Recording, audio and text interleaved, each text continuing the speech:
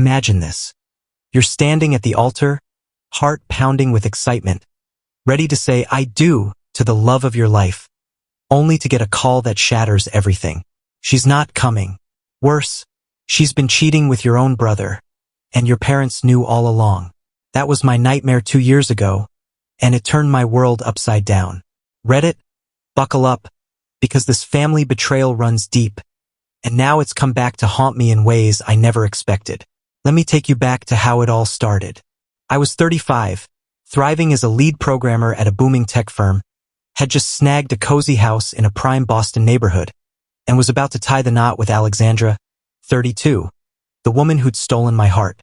We'd been together 5 years, dreaming up our perfect future, aligned on kids, careers, everything, or so I thought.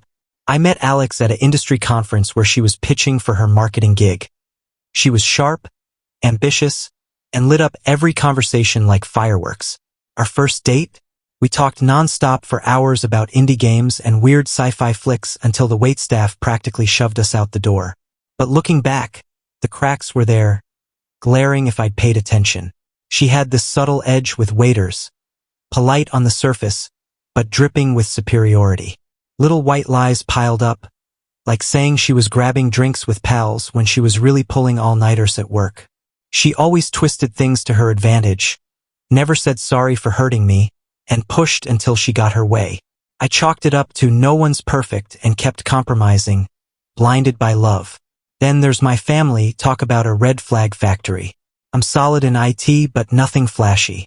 My brother Nathan, 40, though, he's the golden boy, built a multi-million-dollar tech empire right out of school. Growing up, it was always, why can't you be more like Nathan? Or Nathan would have handled it better. My parents, both in their 60s, never hid their favoritism. It was like living in his shadow 24/7. I remember one Christmas at 15. I scrimped all year to buy them a fancy coffee maker since theirs was dying. Nathan swoops in late with cruise tickets, and boom, they're gushing over brochures while my gift collects dust under the tree. That was par for the course. Every win I had got measured against his empire, every choice critiqued because it wasn't Nathan approved. When I brought Alex home, I should have caught how her face brightened during his business stories, how family dinners turned into their private chats. But I was too wrapped up in wedding plans and our happily ever after to see the storm brewing. The big day dawned like a dream, nerves mixed with joy as I suited up in my hotel room. We'd picked this stunning vineyard venue with mountain views. Alex adored it. Flowers perfect, playlist on point, menu months in the making. Then my phone buzzes. Alex's voice, cold as ice. I can't do this. The gut punch? She's in love with Nathan. No sorry, no tears. Just follow my heart, BS. She spilled it all. Months of secret dates while I planned our life. I rushed to the venue in shock, only to find my parents already in damage control. They'd known since that morning, Nathan confessed, but prioritized saving face over warning me. Mom, Catherine, 62, even said, maybe it's for the best. You deserve someone who truly loves you. Dad just nodded, more worried about his golf buddy's gossip than my broken heart. The aftermath? A blur of refunds, stunned guests in fancy outfits, and me crumbling in a back room still in my tux. Pity stares everywhere. Months later, a friend leaked the full betrayal. My parents had egged Alex on, saying she was too good for me, promising financial perks if she picked Nathan. Texts showed Mom orchestrating chance meetups, hyping Nathan's feelings, even offering to bankroll Alex's dream consultancy. That was it. I ghosted them all. Quit my job, ditched the house to foreclosure, fled to Denver with a new number, new email, everything. Couldn't stomach the awkward coworker chats or shared friends' sympathy. Only kept my therapist, who helped unpack the trauma. Not just a breakup, but total family sabotage. We dug into the favoritism that crushed my self-worth, how it primed me for this mess. These past 2 years? Tough but transformative. New gig at a Denver tech spot, simple apartment in a quiet hood, hiking buddies who know the real me, no baggage. Meditation, therapy, solo contentment. Dipped into dating, light stuff, coffee chats, that taught me to spot red flags instead of excusing them. Work promotions came from pure merit, no Nathan comparisons. Finally, life on my terms, free from their shadows. I thought I'd closed the book. Solid job, real friends, even eyeing a new home. But then, knock at my door last week, and everything flipped. First update. Opening that door, I barely recognized her. Alex, once the polished powerhouse, looked wrecked. Dark circles no makeup could hide, simple clothes hanging loose, hands shaking like leaves in a storm.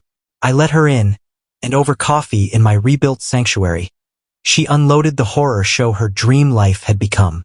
At first, it was fairy tale stuff. Nathan spoiled her rotten, funded her firm, bought a mansion in Boston's elite zip code. But cracks formed fast. Behind the charm, he's a control freak, micromanaging her every move. Started with advice on clients, escalated to board seats and veto power. Gaslighting galore, rearranging stuff to make her doubt her sanity, rewriting arguments, bad-mouthing her to friends. Worst, our parents, especially Mom, enabled it all. You're lucky to have him, she'd say. Successful men just protect what's theirs. Then there's their son, my nephew, just 18 months old, already caught in Nathan's web. Strict rules on toys, schedules. Rages if the kid cries during calls. Blaming Alex for failing as a mom. Tears streaming, she begged for divorce help. Nathan's threats? He'd destroy her. Take the kid, bankrupt her legally, blackball her career. She needed my testimony on the family's lies, Nathan's true colors, for custody leverage. My heart raced, but I said no. Calmly, firmly. Her face crumpled like paper. Why drag me back into the poison I'd escaped? But as she left, doubt crept in. What about that innocent kid? The next day, my phone exploded. Word spread like wildfire. Texts from old friends calling me heartless, selfish. Alex's ex-bridesmaid blasted me. You're proving them right, too weak to man up. Hypocrisy at its finest. Where were they when I was the victim? Now they want me risking my sanity for the woman who gutted me. One message hit like a brick. Think of your nephew. He's innocent in this mess. Sleepless nights followed, picturing that toddler in Nathan's grip, doomed to the same favoritism hell I endured. Do I shatter my hard-won peace to save him? Or hold my boundaries? Reddit, AITA for saying no? How do I help without drowning in the drama? Second update. A week later, and the chaos has escalated. My family's pulling every string to suck me back in. Hope silence would kill it, but nope. Nathan emailed first, short, chilling. Heard our ex came crying to you. Stay out if you know what's good. Don't mess with family business after 2 years out. Stomach in knots, anger boiling. Mr. Successful threatening his own blood over control?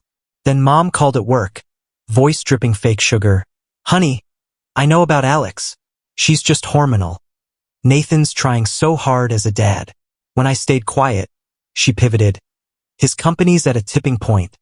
This divorce talk could ruin him. Be the bigger man. I snapped back. Like you were for me? Hung up. Minutes later, extended family texts flooded in. Aunties, uncles, cousins silent post-wedding now preaching unity. Your parents aren't young. Want them stressing over a broken home? Real men forgive. Dad's sister. Nathan gave her everything. She's ungrateful and you're enabling it. They've spun me as the villain for not propping their facade. But the real shocker? An old colleague from Nathan's firm messaged.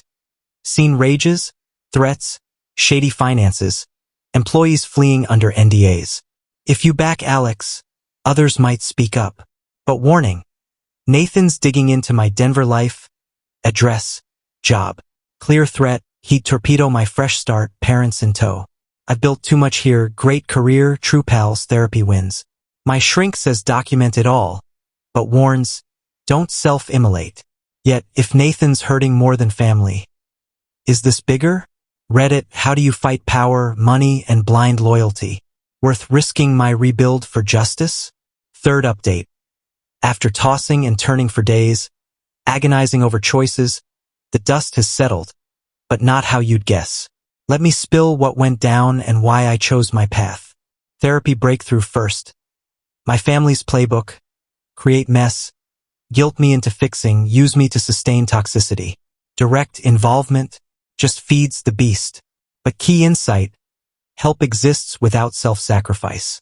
So, I filed an anonymous CPS report detailed, evidence-packed, screenshots of threats, family guilts, Alex's accounts of control over the kid.